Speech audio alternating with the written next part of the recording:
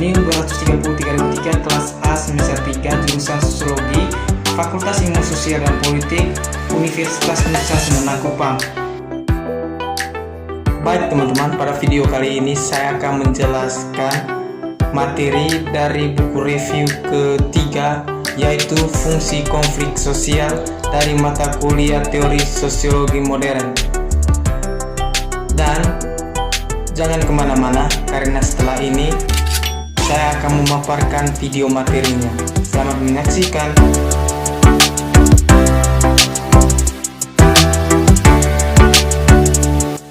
Bab 1, konflik dan batas kelompok. Sekarang saya akan menjelaskan apa yang dimaksud dengan konflik. Ada yang pasti tahu apa itu konflik. Baik, saya akan menjelaskannya.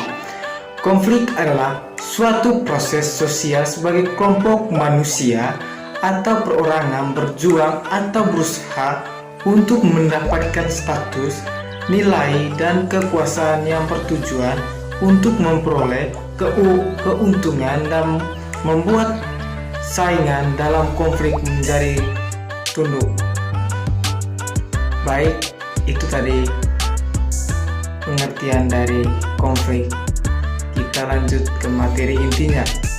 Sejumlah perselisihan, perbedaan, dan kontroversi secara organik terkait dengan elemen-elemen yang pada akhirnya memegang kelompok bersama-sama positif dan terintegrasi peran antagonisme.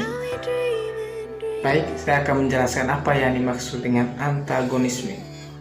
Antagonisme adalah hubungan antara mikroorganisme dengan organisme lain yang menekankan pertumbuhannya.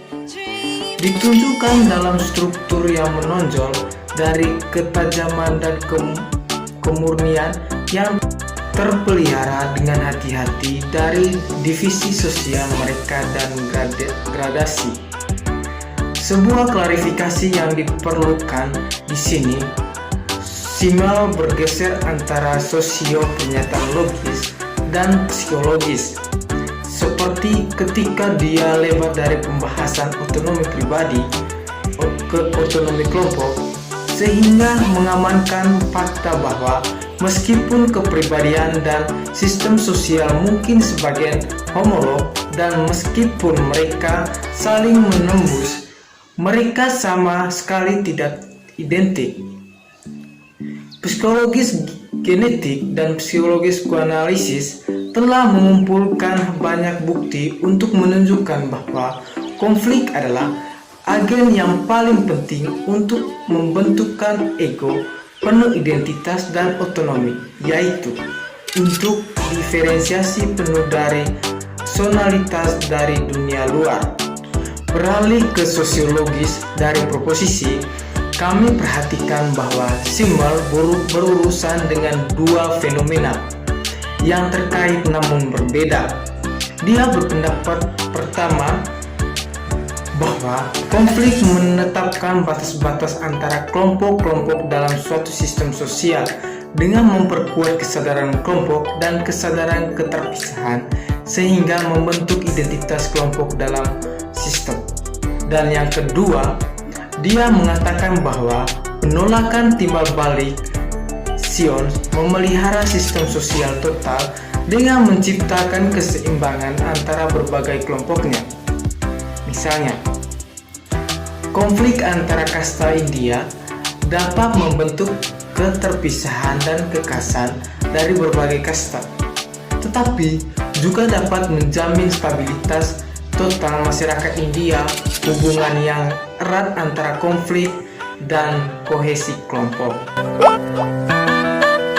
Sekarang ke bab 2, yaitu permusuhan dan ketegangan dalam hubungan konflik. Sub A, yaitu fungsi pelestarian kelompok dari konflik dan pentingnya lembaga seperti Velvet. Penentangan seorang anggota terhadap rekanan tidak murni faktor sosial negatif.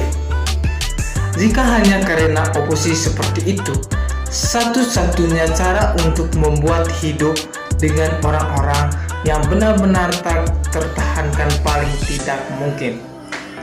Menurut Simmelhorn, menegaskan bahwa ekspresi permusuhan dalam konflik melayani fungsi positif sejauh memungkinkan pemeliharaan hubungan di bawah kondisi stres, hingga mencegah kelompok pembubaran melalui penarikan peserta yang bermusuhan. Konflik dengan demikian dilihat sebagai melakukan fungsi pemeliharaan kelompok sejauh itu mengatur sistem hubungan. Yang ke B, realistis dan non-realistik.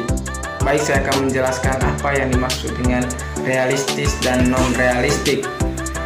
Konflik realistis merupakan konflik yang muncul dari kekecewaan individu atau kelompok.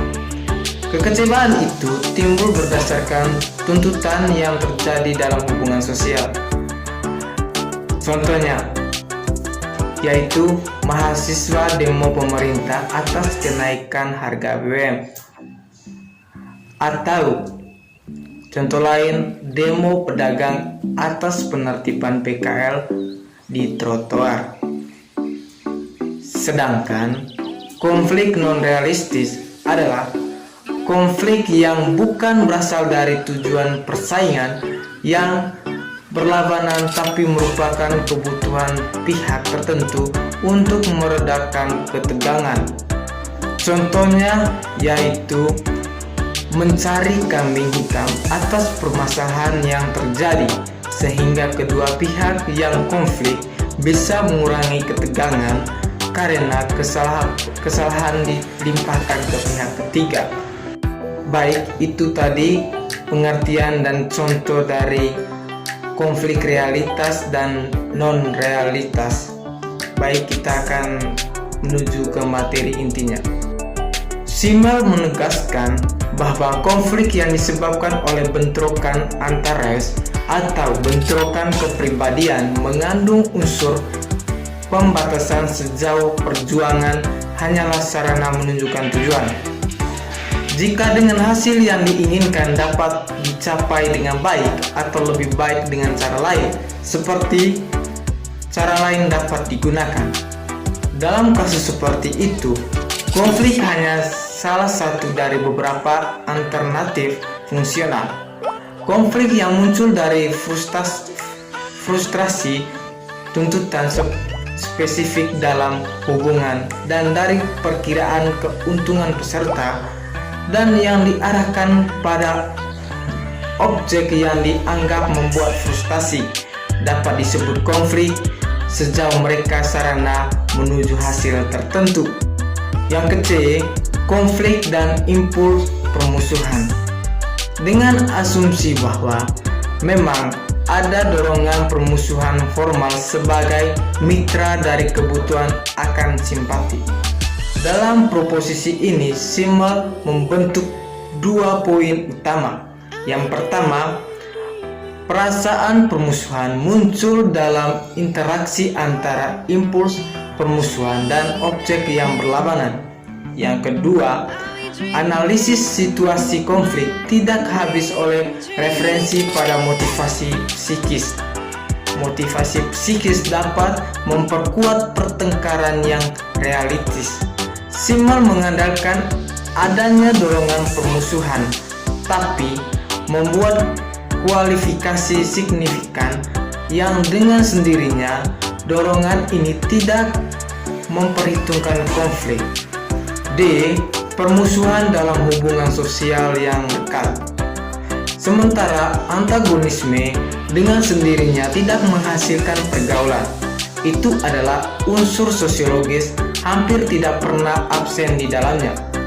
Masalah ini sering di situasi sehubungan dengan apa yang disebut campuran dari konvergen dan divergen arus dalam suatu kelompok. Dalam usul ini, Simmel menegaskan bahwa hubungan sosial cenderung melibatkan motivasi konvergen dan divergen, baik cinta dan kebencian, yang umumnya terikat erat. Seseorang sering membenci orang yang dicintainya, oleh karena itu sering disalahi untuk memisahkan kedua unsur tersebut dalam realitas konkret. Sekarang kita alih ke bab 3, yaitu konflik dalam kelompok dan struktur kelompok. Baik, saya akan menjelaskan apa yang dimaksud dengan konflik dalam kelompok. Konflik dalam kelompok adalah situasi yang menunjukkan ketidaksesuaian aktivitas, perasaan, tujuan, dan niat di antara pihak-pihak yang berinteraksi sosial dalam suatu kelompok atau konflik intrakelompok. Contohnya, konflik antara kelompok adalah konflik antara kelompok supporter Arema dan Persebaya. Baik, itu tadi pengertian dan contoh dari konflik dalam kelompok. Sekarang kita ke materi intinya. A. Semakin dekat hubungannya, semakin intens konfliknya.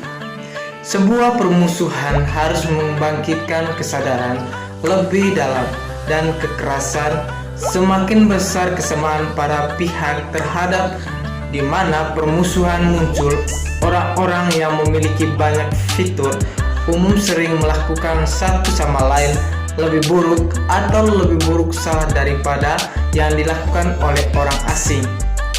Oleh karena itu, jika pertengkaran muncul di antara orang-orang dalam hubungan yang begitu intim, seringkali begitu penuh gairah panik. Tipe kedua yang relevan di sini adalah kasus permusuhan yang intensifikasinya didasarkan pada perasaan kerinduan bersama. Persatuan fenomena aneh disebut kebencian sosial. Kedua pihak yang bertikai saling membenci bukan hanya dalam tanah kereta yang menghasilkan konflik, tetapi juga pada sosial landasan logis kebencian terhadap musuh kelompok itu sendiri. B. Dampak dan fungsi konflik dalam struktur kelompok. Kontradiksi dan konflik tidak hanya mendahului persatuan tetapi juga beroperasi di dalamnya pada setiap saat keberadaannya. Ada kemungkinan tidak ada uni sosial di mana arus konvergen dan divergen seva di antara para anggotanya tidak terjalin secara tak terpisahkan. Konflik dirancang untuk menyelesaikan dualisme yang berbeda. Ini adalah cara mencapai semacam kesatuan. Namun, seringnya terjadi konflik tidak selalu terjadi. Maka, dalam konflik yang sering justru kedekatan hubungan-hubungan dan keterikatan timbal balik efektif yang kuat dari pihak yang dapat mendorong mereka untuk menghindari konflik, seperti penindasan dapat menyebabkan intensifikasi lebih lanjut dari konflik secara besar. C. Konflik sebagai indeks stabilitas hubungan. Konten Simmel dalam proposisi ini bahwa ketidakhadiran konflik dalam suatu hubungan tidak dapat berfungsi sebagai indeks stabilitas yang mendasari.